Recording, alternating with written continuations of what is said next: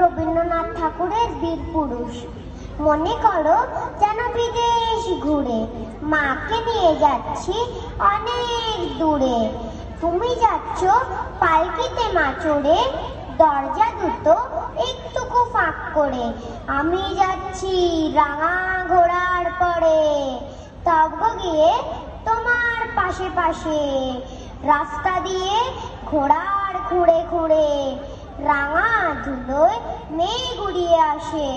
সন্ধে হলো সূর্য নামে পাতে, এলেন জানো জোড়া দিঘির মাঠে। ধুধু করে যেদিক পানে চাই, কোনোখানে জনমানব নাই। ধুধু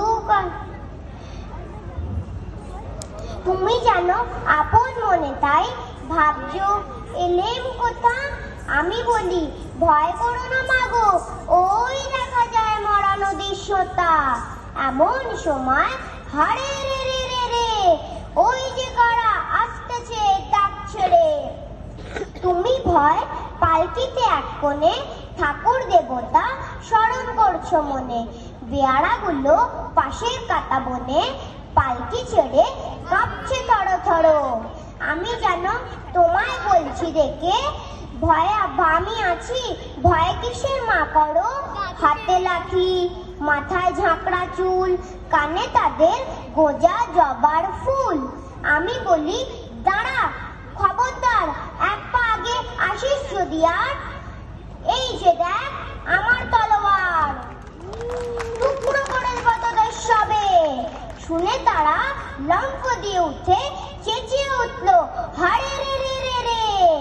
মা বলল যাস না খোকা ওরে। আমি বলি দেখো না চুপ করে।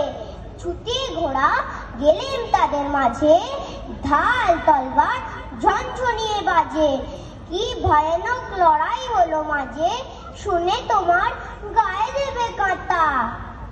কত লোক যে পালিয়ে গেল ভয়, আর কত লোকের যে মাথা পড়লো কাটা। এত লোকের সঙ্গে লড়াই করে ভাবছো খোকা গেলই বুঝি মরে।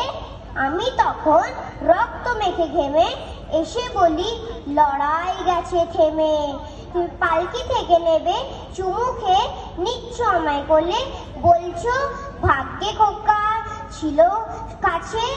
রোজ কত খিজে খতে যাহা তাহা, এমন কেন সত্যি হয় না আহা। ঠিক যেন এক গল্প হতো তবে, যারা শুনতো অবাক হতো তবে।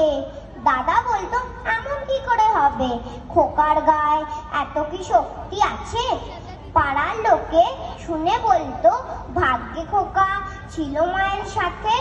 ধন্যবাদ।